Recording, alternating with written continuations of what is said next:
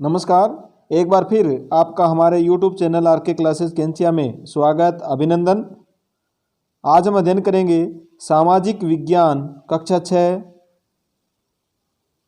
RBSc की पाठ्यपुस्तक। इसकी हम आज शुरुआत करने जा रहे हैं। तो सबसे पहले मैं आपको इसकी जो विवरणिका है इसके बारे में बता देता हूँ। इस पाठ्यपुस्तक में हमें क्या क्या पढ़ना है। सबसे पहले भूगोल में हमारा ब्रह्मांड, सौर परिवार, अंतरिक्ष खोज, ग्लोब के बारे में पढ़ेंगे, मानचित्र के बारे में पढ़ेंगे, महाद्वीप एवं महासागर और पर्यावरणीय प्रदेश। ये तो था भूगोल के अंतर्गत।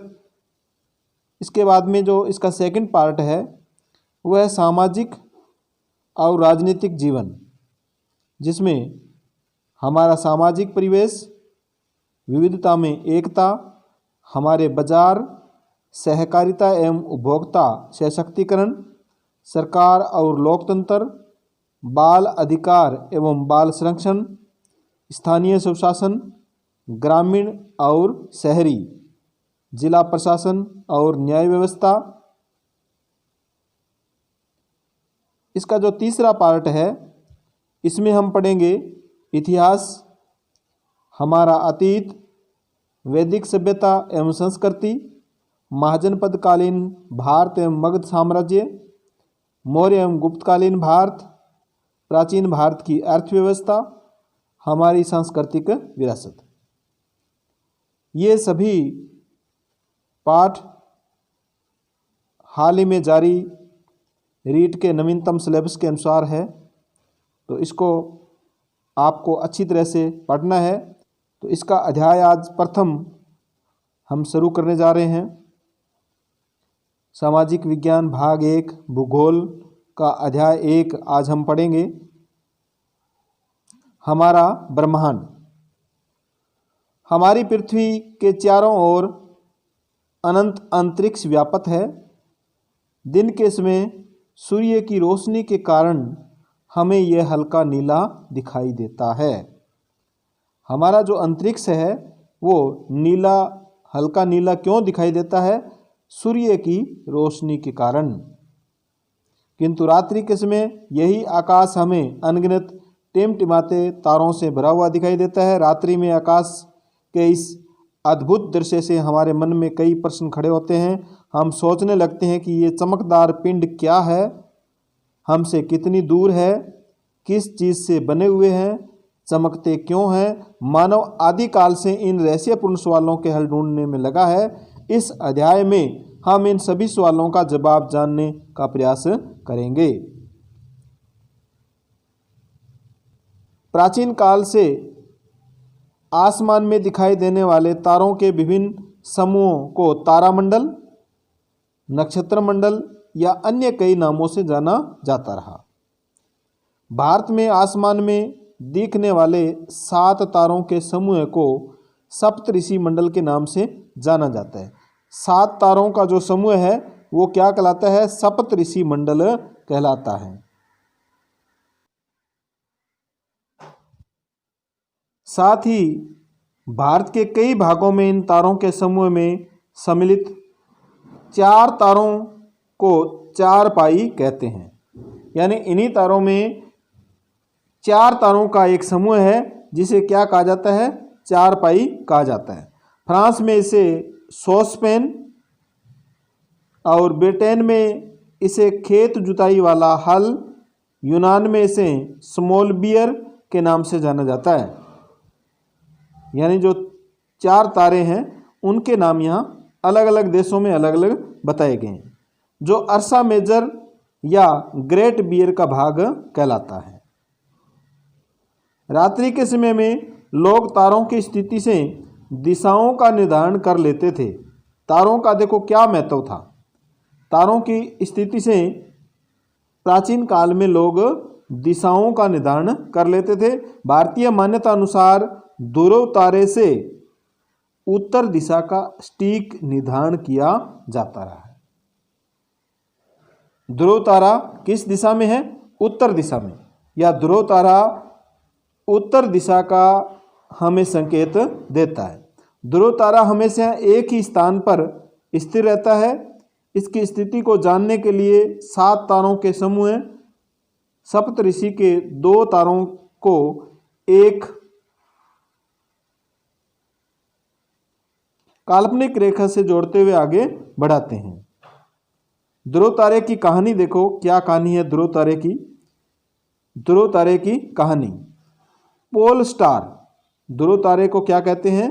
पोल स्टार कहा जाता है अंग्रेजी में। हिंदू धर्म ग्रंथों के अनुसार ध्रुव तारा कहा जाता है। ध्रुव का शाब्दिक अर्थ अटल या स्थिर है। ये आपको याद रखना है। ध्रुव का शाब्दिक अर्थ क्या है? अटल या स्थिर। ध्रुव तारे के बारे में एक पौराणिक कहानी है। ध्रुव नामक जो बालक है वो राजा उत्तानपाद एवं रानी सुनीति का पुत्र था। राजा के एक और पुत्र था जिसका नाम था उत्तम।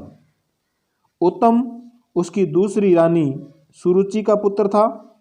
रानी सुरुचि राजा को अधिक प्रिय थी, इस कारण वह राजा पर अधिक अधिकार जताती थी। एक दिन राजा उत्तानपाद उत्तम को गोद में बिठाकर खेल रहा था। उसी समय ध्रुव ने भी राजा की गोद में बैठना चाहा, किंतु रानी सुरुचि को यह पसंद नहीं आया। वह ध्रुव को गोद से उतारकर बोली, तुम्हें राजा की गोद में बैठने का कोई अधिकार नहीं है, क्योंकि तुम मेरी संतान नहीं हो। तुम्हें राजा की गोद में बैठने का अधिकार तभी मिल सकता है जब तुम भगवान नारायण की आराधना कर उनकी कृपा से मेरे गर्भ में आकर जन्म लो। उसी समय बालक ध्रुव ने भगवान नारायण की आराधना का दृढ़ संकल्प लिया। तब माता सुनीति व नारद जी ने बालक ध्रुव को समझाया कि वह अभी बच्चा है और सुरुचि की बातों पर ध्यान न दे, लेकिन ध्रुव नहीं माना। ध्रुव ने लगभग 6 माह तक भगवान नारायण की कठोर आराधना की। बालक की आराधना से प्रसन्न होकर भगवान नारायण प्रकट हुए। उन्होंने ध्रुव को आशीर्वाद दिया कि वह इस पृथ्वी पर महान और बुद्धिमान राजा बनेगा। मृत्यु के बाद ध्रुव तारे के रूप में अमर होगा। माना जाता है कि उसी ध्रुव को ब्रह्मांड में सप्तऋषि मंडल के पास ध्रुव तारे के रूप में स्थान प्राप्त हुआ, जो आज भी अपने स्थान पर अटल और अमर है। तो ये थी ध्रुव की कहानी। खगोलीय पिंड। खगोलीय पिंड क्या है? आसमान में फैले तारे, उल्का, ग्रह, उपग्रह, धूमकेतु आदि, जिनमें हमारी पृथ्वी, सूर्य, चंद्रमा भी शामिल है, खगोलीय पिंड कहलाते हैं। दूर स्थित तारे जो हमें बहुत सूक्ष्म दिखाई देते हैं, वे विशाल और अति गर्म गैसीय पिंड होते हैं। ये तारे हाइड्रोजन व हीलियम के सम्मिश्रण से बने होते हैं। देखो, तारे किसके बने होते हैं? हाइड्रोजन और हीलियम के मिश्रण से। तो ये आपको याद रखना है। ये अत्यधिक ऊष्मा और ऊर्जा को विकिरित करते हैं। हमारा सूर्य भी वास्तव में एक तारा है। तारों की तरह सभी खगोलीय पिंड गैसीय नहीं होते। कुछ पिंड सिर्फ ठोस पदार्थों से बने होते हैं और कुछ ठोस, द्रव एवं गैसीय पदार्थों से बने होते हैं।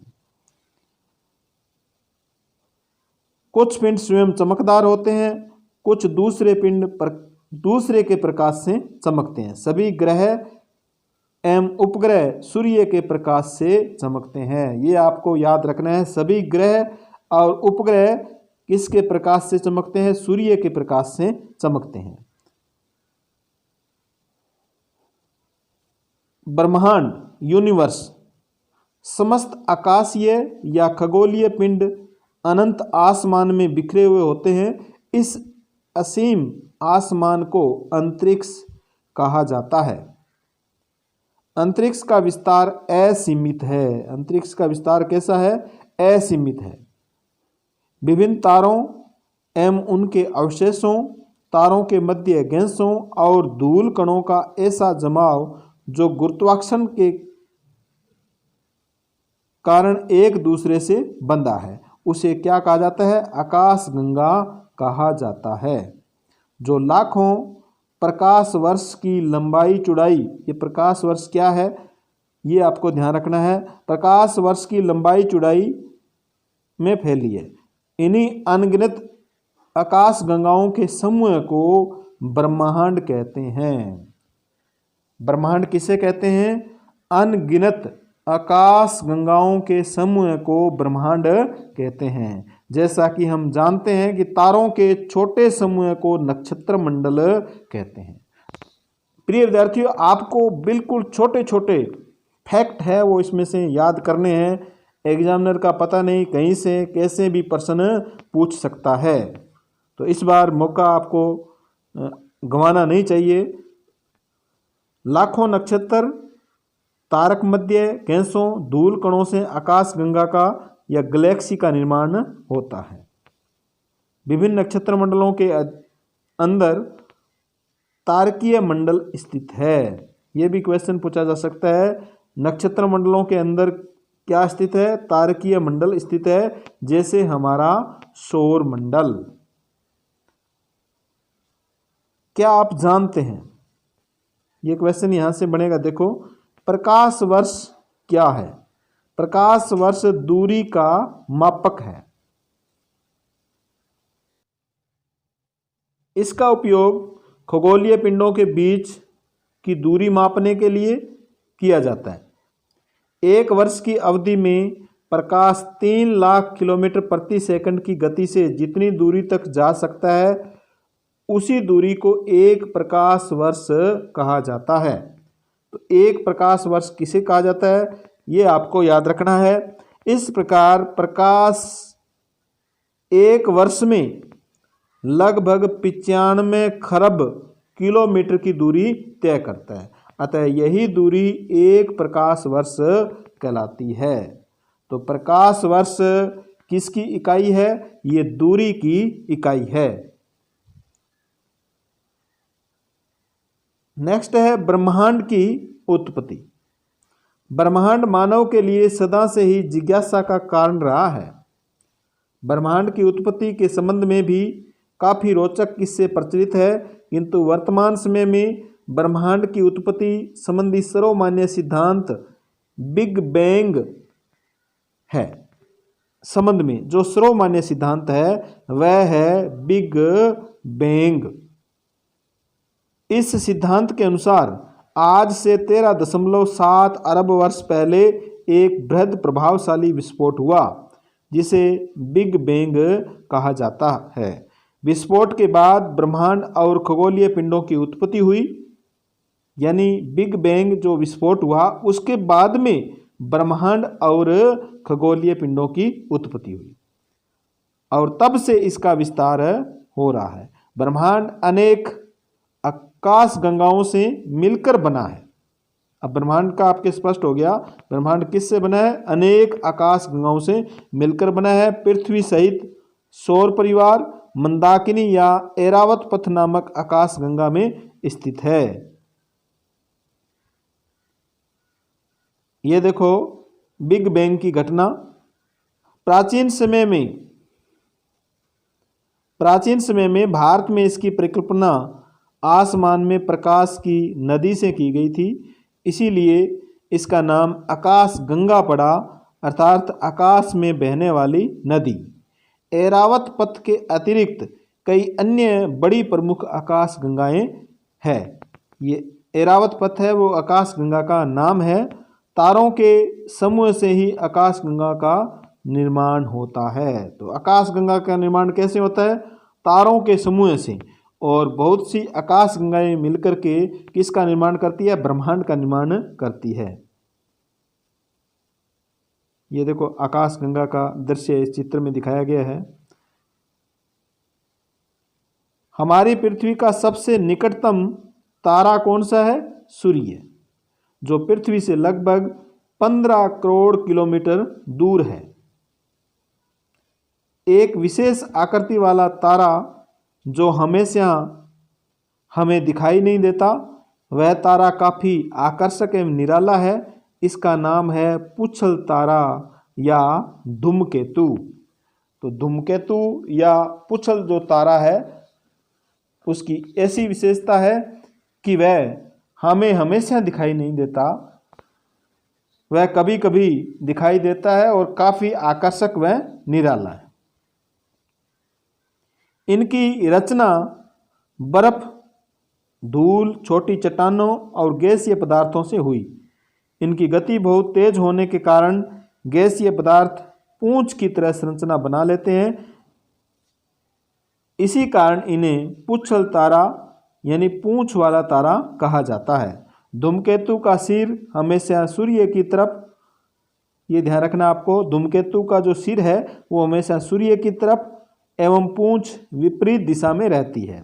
ये सूर्य के चारों ओर एक निश्चित पथ पर परिक्रमा करते हैं। कभी वे सूर्य के निकट आते हैं और कभी बहुत दूर चले जाते हैं। किसकी बात हो रही है यहाँ? पुच्छल तारा या धूमकेतु की बात हो रही है। सबसे चर्चित पुच्छल तारा हेली, वेरी इंपॉर्टेंट। सबसे चर्चित पुच्छल तारा कौन सा है? हेली, जो प्रति 76 वर्ष बाद दिखाई देता है। इसे 1986 में देखा गया और अब ये कब दिखाई देगा? 2062 में दिखाई देगा। यह है हेली धूमकेतु। शब्दावली: पौराणिक का अर्थ है प्राचीन या पुराना। अनंत का अर्थ है जिसका कोई अंत न हो। ब्रह्मांड असंख्य आकाश गंगाओं का समूह है। सप्तऋषि 7 तारों का समूह है। खगोलीय पिंड, आकाश में पाए जाने वाले ग्रह, तारे, उपग्रह, ये क्या कहलाते हैं? खगोलीय पिंड कहलाते हैं। उपग्रह, ग्रह का चक्कर लगाने वाले पिंड क्या कहलाते हैं? उपग्रह कहलाते हैं। नक्षत्र मंडल तारों का समूह है। अभ्यास प्रश्न देखो। तारे चमकते हैं स्वयं के प्रकाश से, दूसरे के प्रकाश से, चंद्रमा के प्रकाश से, ग्रहों के प्रकाश से। तो तारे कैसे चमकते हैं? स्वयं के प्रकाश से चमकते हैं। ध्रुव तारे द्वारा दिशा निर्धारित होती है। उत्तर, दक्षिण, पूर्व, पश्चिम। तो ध्रुव तारे द्वारा उत्तर दिशा निर्धारित होती है। फिर है मिलान वाला, सुमेलित करने वाला क्वेश्चन। सूर्य एक तारा है जो स्वयं के प्रकाश से ही चमकता है। धूमकेतु एक पूंछ वाला तारा है। पृथ्वी एक ग्रह है। ब्रह्मांड लाखों आकाश गंगाओं का जो विशाल समूह है वह ब्रह्मांड कहलाता है। आकाश गंगा लाखों तारों का समूह है, विशाल समूह, वो क्या कहलाता है? आकाश गंगा कहलाता है। रिक्त स्थानों की पूर्ति कीजिए। भारत में आसमान में दिखने वाले 7 तारों के समूह को सप्तऋषि मंडल के नाम से जाना जाता है। सभी ग्रह एवं उपग्रह सूर्य के प्रकाश से चमकते हैं। ग्रह और उपग्रह है वो दूसरे के प्रकाश यानी सूर्य के प्रकाश से चमकते हैं। हमारी पृथ्वी का सबसे निकटतम तारा सूर्य है। विभिन्न नक्षत्र मंडलों के अंदर तारकीय मंडल स्थित होते हैं। तो ये क्वेश्चन आंसर थे, ये भी आपको करके देखने हैं। इसी के साथ धन्यवाद।